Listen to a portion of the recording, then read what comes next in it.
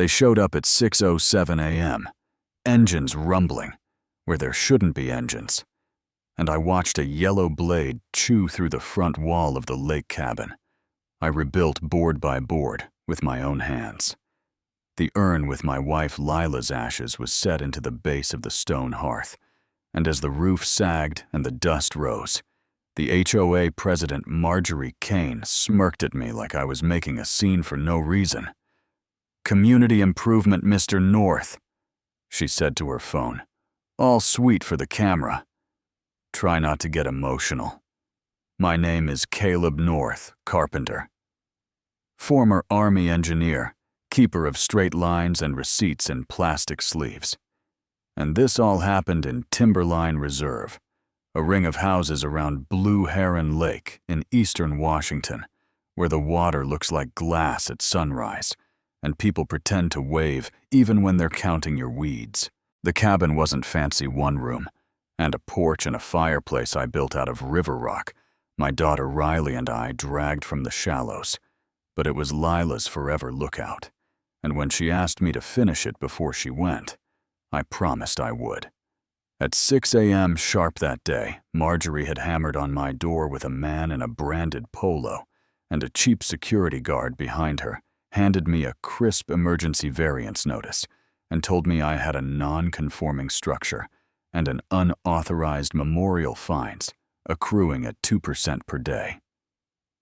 "Just sign here," I asked for the recorded vote.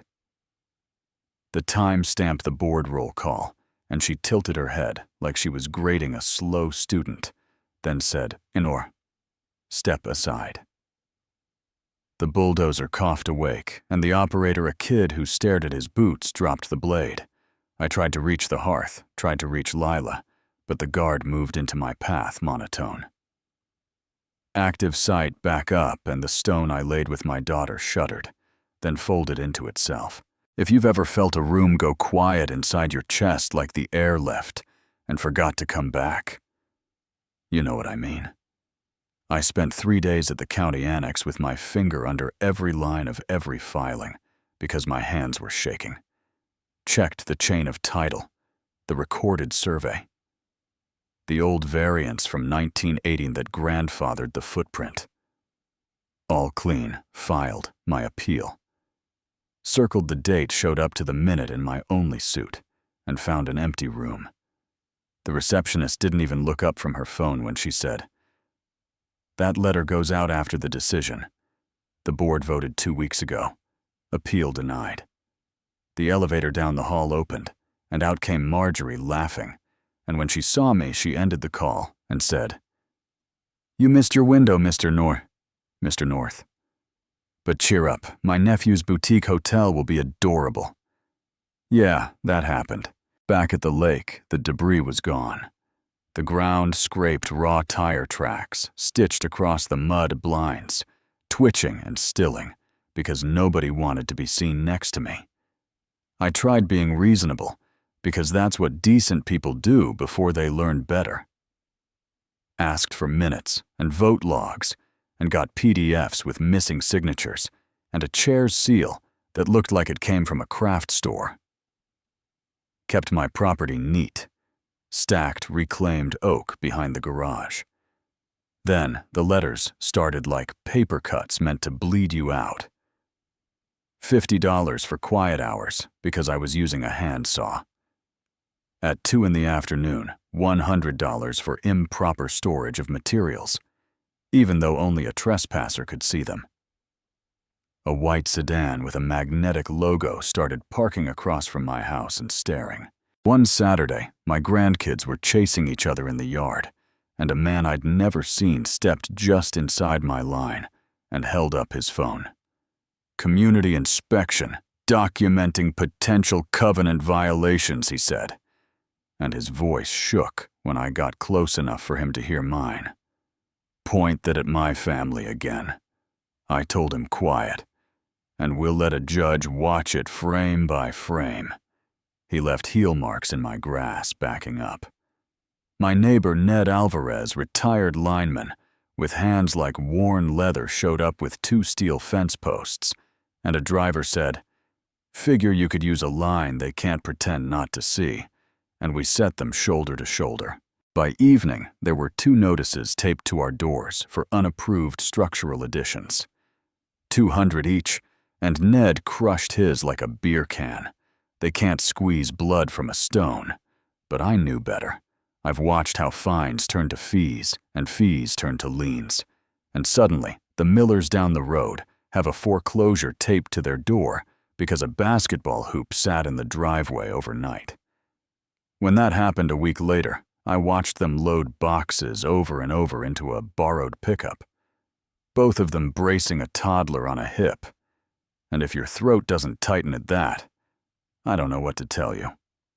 I called my kids for Sunday dinner without saying why Riley with the U.S. Attorney's Office, who reads people like ledgers, Dane from the Coast Guard, who keeps calm around things that tick my brother Miles from diplomatic security, who always knows the exits, and my nephew Evan, a cyber forensics quiet type, who has never met a locked file that stayed locked. For an hour, my house sounded like it used to grandkids thumping down the hall, and Riley's laugh that comes straight from her mother. And then I told it straight. Demolition at dawn guard, blocking the hearth. Empty hearing room, fake-seeming paperwork, the patrol car with the peel-off logo. Riley didn't blink, just said, she knew about Mom and Flat. And Dane's jaw muscle jumped, and Miles leaned in, and Evan opened his laptop like he was waiting for a signal only he could hear. They asked me for patience, told me if I swung wild, I'd drive them underground, that we needed to build something that held up in daylight, and I wanted daylight. Now walked out before I said something I couldn't take back. Down by the water, someone had nailed a fresh sign into the old oak that used to shade the porch. Property of Timberline Reserve, HOA no trespassing, right over the little bronze plate with Lila's name, and somebody had gouged her name until raw metal gleamed, and something changed in me that minute. Not louder, just steadier. I put up trail cameras where a bow hunter would high and tight and silent, and bolted one on my workshop, and Ned and I set another steel post a few feet inside my line, and I pressed a magnet-backed microphone into the hollow long range, and clean. A gift Dane once slid across a table to me, with a look that said, just in case. Days looked ordinary on purpose, coffee and sawdust, and helping Ned fix a sagging gate nights. I sat in my study with the lights low and listened to wind and water. Then on the 4th night, voices Marjorie's slick as an oil sheen Colton. The view is perfect once we get that last shack gone, and a lower voice. Kickbacks clear. When we label it community. Wellness, the spa sells itself dates and amounts and a little joke about permits, clear as if they'd pulled up a chair in my office. The files auto-uploaded to a secure server Evan set.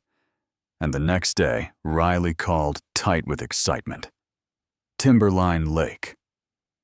Trust LLC has no assets, and no history, and no chain of title. The deed transfer is notarized by a Shelley Cortez. Nevada Registry has no such person, and Evan followed with, but there is a Shelley Kane in Reno, Marjorie's sister dental receptionist. Not a notary. The stamp is a forgery, and Miles called it dawn with gravel in his voice. A friend at State Financial Crimes had a read and he's very interested. I went statute hunting like a man looking for a buried tool and found an old veteran homestead protection clause that allows an emergency injunction when fraudulent instruments or misused federal funds touch a veteran's property. And Evan had already followed the money. Business relief routed through 2 shells into the HOA master account as community improvement seed money. So I filed the injunction without noise, and 2 days later, a notice went up at the community center. Accounts frozen pending review, and you could feel it travel through the neighborhood like wind before a storm. Marjorie panicked, sent a downtown law firm letter accusing me of tortious interference and elder abuse, and I set my coffee on it because the paper was absorbent, and a young reporter called asking why I wanted to bankrupt the community, and I told her to come to the town hall Thursday and bring a jacket. It gets cold when the air clears. That hall was packed stale coffee and perfume, and the buzz you get when people sense something is about to change. A teenager balancing his phone on a wobbly tripod in the back chat. Flying so fast it looked like Rain Me in the second row, with a manila folder, and my phone, and a drone still loaded. Marjorie swept in late with a lawyer who irons his smile, and 3 board members who wouldn't meet anybody's eyes tapped the mic. Thanked us for coming, warned about misinformation and a malicious legal action by one resident. Found me with her eyes like she was pinning me to a board and said the board would now take questions. I stood and said, "Statement," and walked to the lectern and hit play. Lake wind, then her voice, "It's a gold mine. Colton, get rid of that last shack, and the spa view sells itself, and the room made a sound people make when truth walks in on its own legs." Marjorie went white, then blotched red. "That recording is illegal," she said, like that would put the smoke back in the chimney, and I ignored her and thumbed the projector to the deed transfer, notarized by one. Shelley Cortez, then the Nevada notary. Registry with no such person. Then a licensing lookup with a headshot of Shelley. Kane Reno dental receptionist, sister to our chair, and the lawyer's smile collapsed like a bad cake. And then the drone still protected wetland at the far end of blue heron black water, and a mound of splintered timbers and broken window sashes, and the rounded river stones. I laid with my daughter one summer, and the room broke open. Chairs scraped, and people shouted, and somebody started to cry, and Marjorie pounded the gavel like she could glue her world back together. The side door opened, and a man in a gray suit walked the aisle calm as a Sunday morning stopped at the head table. Held a folded document where the mic could hear it. Kane. "I'm investigator Samuel Ortiz with the State Bureau of Financial Crimes. You are being served," and the sound that followed wasn't exactly a cheer. It was relief, turning into a voice, and someone in the back said, "Motion to remove the chair, effective immediately," and the eyes rolled forward like a train, and papers slapped the table, and Marjorie whispered to nobody, "Do something." That's where I cut it, because that's the clean-edge service and removal, and a room taking its power back. But life doesn't end on a gavel. People still have to live next to each other. And the morning after, I stood where the hearth used to be and told Lila I kept my promise, and neighbors, who hadn't waved in a year, brought casseroles and also opinions. Some said I saved the neighborhood, some said freezing. The accounts hurt, innocent bills. A man at the mailbox told me property values might dip, then asked if I'd help him fix his porch rail, and I did, because that's what you do if you want the street to work again. Tell me where you stand in all this. Was I right to freeze the accounts, or did I go too far? Where's the line between order and control where you live and who gets to draw it? If a clipboard ever tried to run your life, say so. People need to hear they're not alone. And if you're new here and believe no title or badge should bulldoze a person's dignity, hit subscribe, drop your story, and let's keep the lights on each other.